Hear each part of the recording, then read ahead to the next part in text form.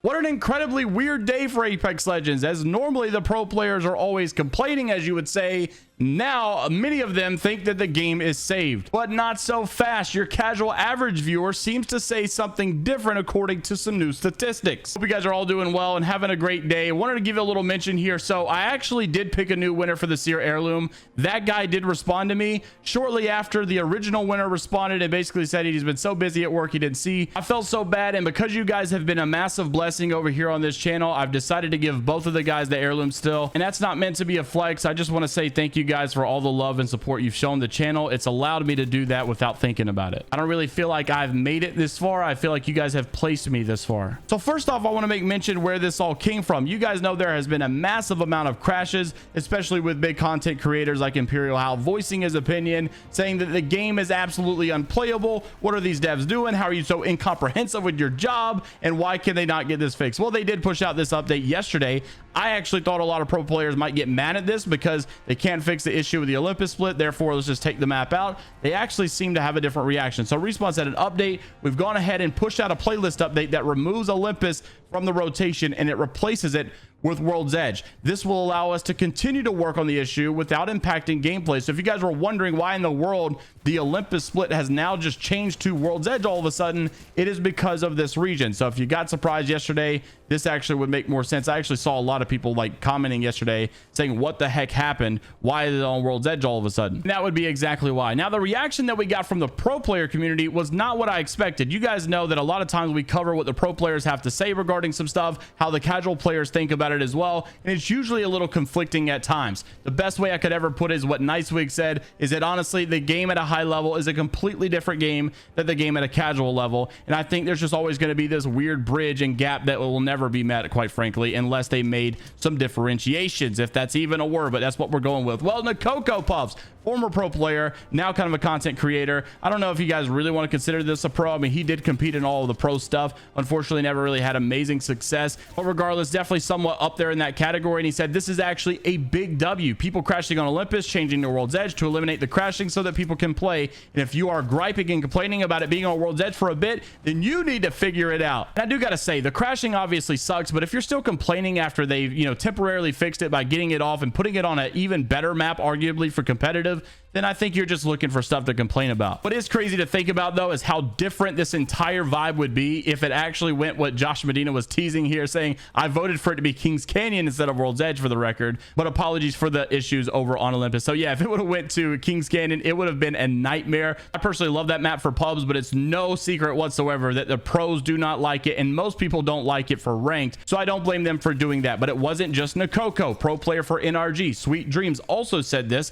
Apex with a reassuring swap to World's Edge to remedy the crashing situation. A W dev team. Oversight Grand Finals day one now. Guild can't hear out of his right ear. We are live on Twitch, so it looks like the vibes were all high as they made this fix for the new ranked split and having it on a map that actually worked. The normal reaction we would get to Apex Legends doing something like this is, you know, the dev team is incompetent. This is a terrible mistake. This split sucked. This rank sucks. And despite the ranked matchmaking not being so good right now, which we'll talk about in a second because Respawn did give us an update on that, I still think that this move was a good one. And it's good to see that some people who are usually upset about the state of the game are actually feeling a little bit more optimistic. And believe it or not, it didn't even stop there. Former Cloud9 pro player JMeyels continued the conversation by saying something general about Apex, saying Apex has been on a positive trajectory for a little bit now, and especially with the map change today, I am excited for the future. We have been dried out of our minds for the last couple of months with this game. No content, no updates, no good changes, no map updates, no like good thing to look forward to at all, no LTMs, no nothing. The game has been so boring lately. Even the news has been so boring lately. And then all of a sudden, here we are, the switch has flipped and we've got 3 LTMs on the way. Control mode we're allowed to play now. All kind of events that are going on, new features that are being released, and a lot to look forward to right now with Apex. So all is well with Apex, right? Everything's perfect.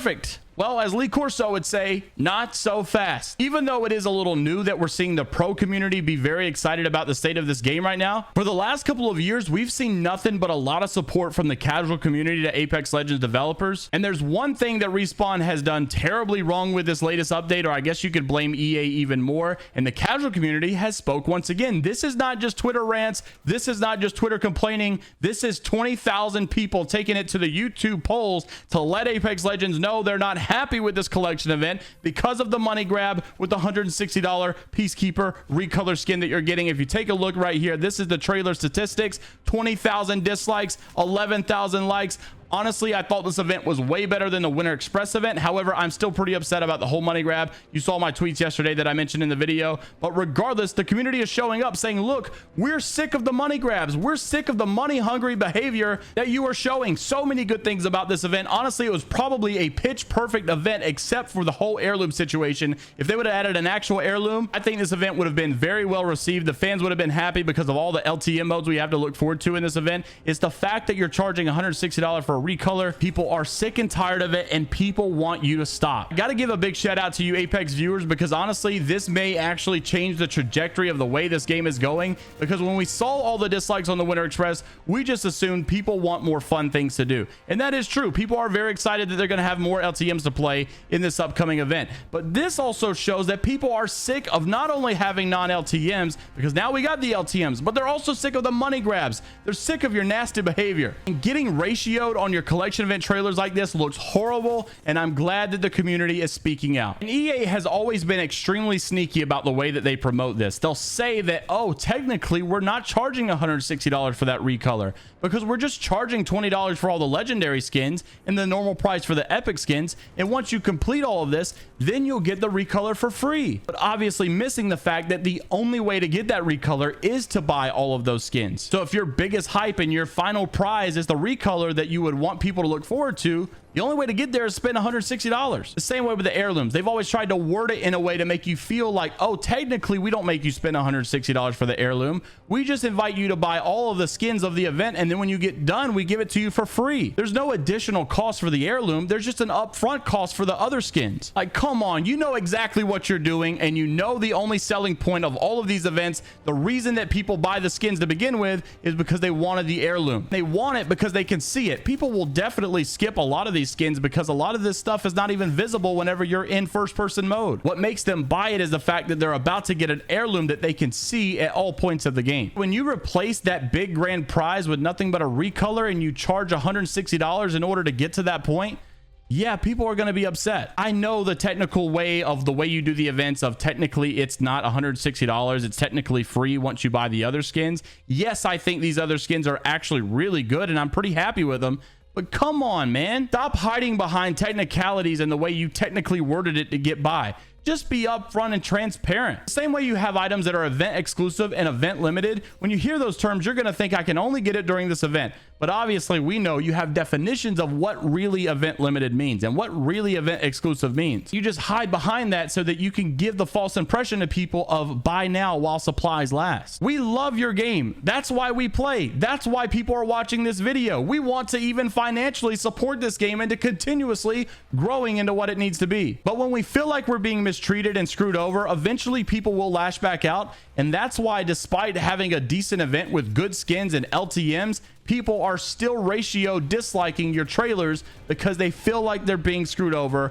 with a massive money grab. Now, I do feel like this is mostly an EA thing. Respawn has been making some great changes as of late. Even Hodge tagged me in this one earlier. So Respawn is actually doing a little bit of testing that you guys need to be aware of. And I thought this was really interesting. A quick note to, they say, our European players, if you guys have been playing in Europe and you've been thinking that the matchmaking in rank feels really weird right now, this may be why. They said you may have noticed some unusual pairings in ranked matchmaking. In our efforts to continuously improve ranked, the team has actually been running some tests through Monday focused on smurf detection and matchmaking by true skill. So if you got somebody who's smurfing, they're going to try to instantaneously say, look, this guy's way too good to be at this rank. Maybe we can bump him up, or maybe we can matchmake him with some different players that'll make the whole system feel a little bit better. The problems with smurfs right now is that when they're smurfing, there's nothing they can really do but grind throughout the rank. So they're just stuck crushing kids for like literally 12 days straight until they get to the rank they need to. But maybe with a better smurf detection system, they can bypass that, go ahead and bump or change this player's elo really quick so that it makes more sense with the rank that they're playing. I told you guys that it was a very weird day for Apex Legends. Let me know what you're thinking down in the comment section below. Leave a like on the video if you guys did enjoy, and subscribe to the channel if you guys are new. As always,